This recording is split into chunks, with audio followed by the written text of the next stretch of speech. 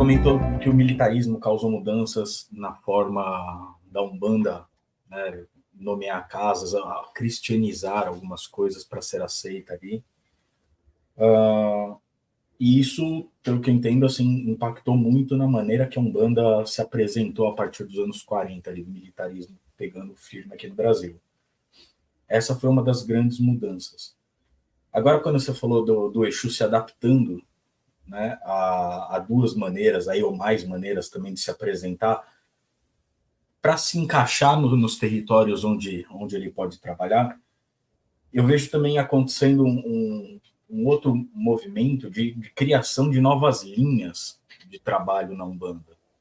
Né? De repente surge um nome que eu nunca ouvi falar. Eu sou da bruxaria, então às vezes chega para a gente uns negócios meio esquisitos, né? de uma linha de bruxa sendo incorporada, sendo criada numa casa XY. E de repente a gente ouve falar de outras linhas surgindo. Como que você vê as mudanças atuais dessas práticas? Acho que mais na Umbanda, que em Umbanda, acho que elas, na minha opinião, elas se mantêm mais raiz mesmo. Mas na Umbanda, como que você vê essas mudanças acontecendo? São entidades se adaptando às realidades das pessoas atuais ou mesmo um surto coletivo? A segunda opção é muito, muito palpável, a do surto coletivo. Por quê? Quando eu falo assim, eu vou dar exemplo técnico e vou chegar na questão que o Deldeb tinha perguntado sobre a relação com demônios. Um exemplo técnico. Quando você vai para Codó, no Maranhão, lá para eles, regionalmente falando, tá? Lá para eles, dentro da estrutura deles, existe o Exu como escravo e existe o Exu não escravizado.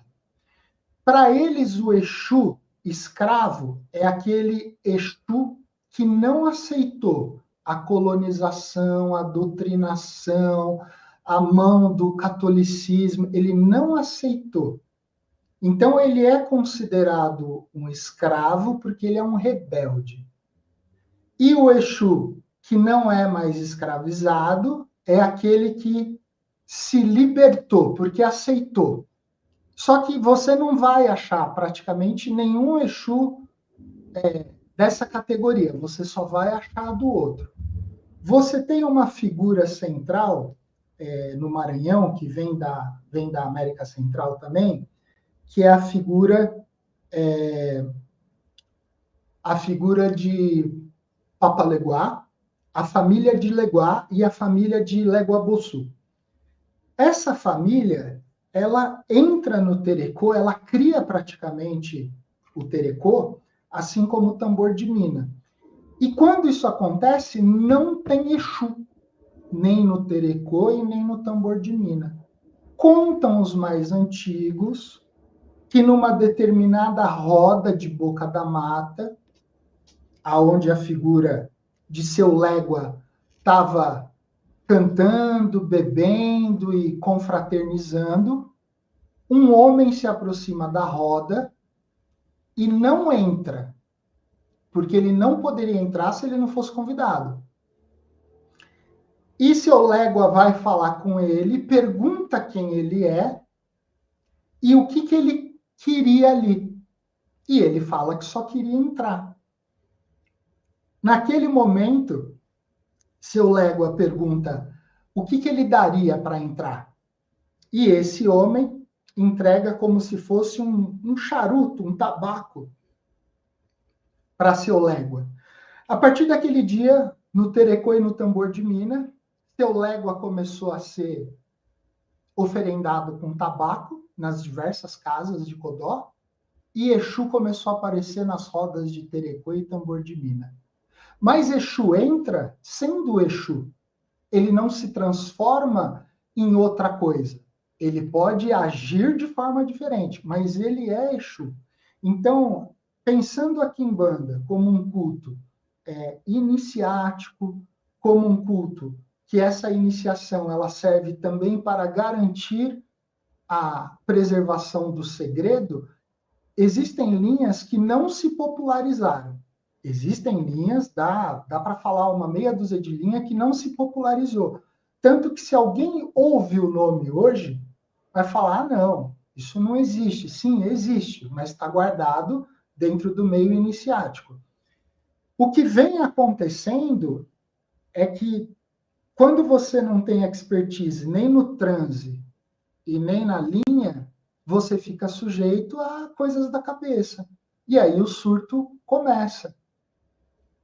Dentro da questão de demônios e afins, não é de hoje, né, que o Brasil ele vai fazer um movimento histórico popular onde tudo que vem do eurocentrismo serve, mas o que nasce aqui ou que é sequestrado e arrastado para cá não serve, tem que ser dizimado.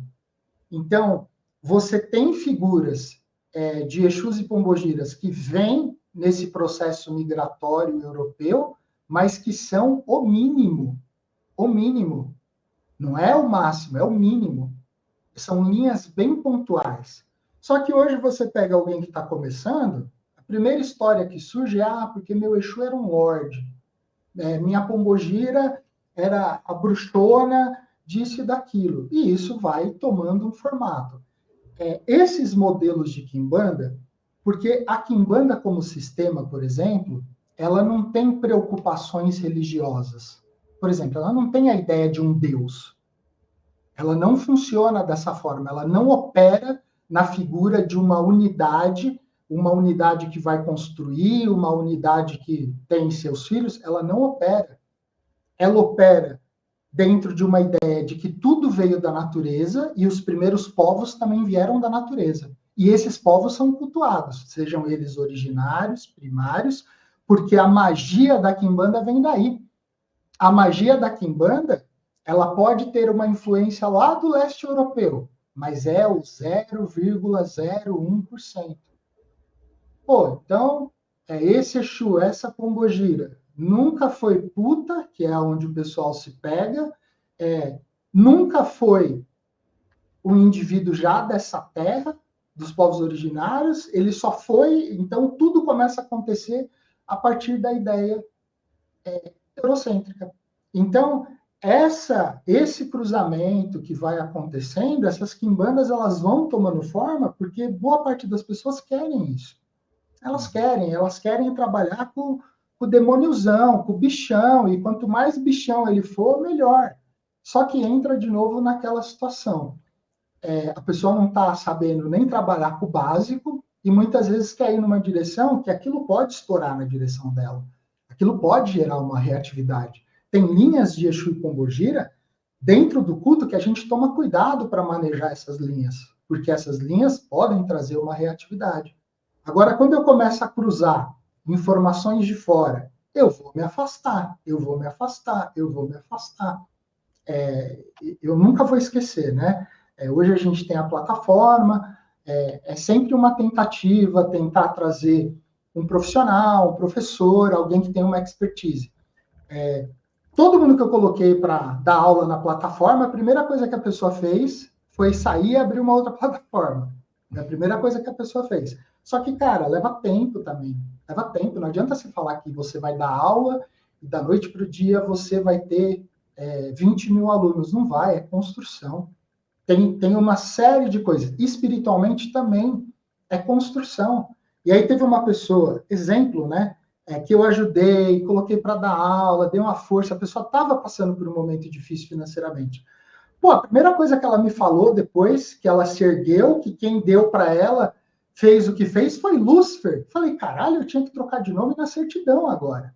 Entende? Por quê? Porque tem essa coisa, né? Pô, eu vou pedir para Lúcifer, então eu vou pedir para tudo que tem de bom, só que entra muito ainda nessa ideia, né? Vem de fora é melhor do que aquilo que tem aqui.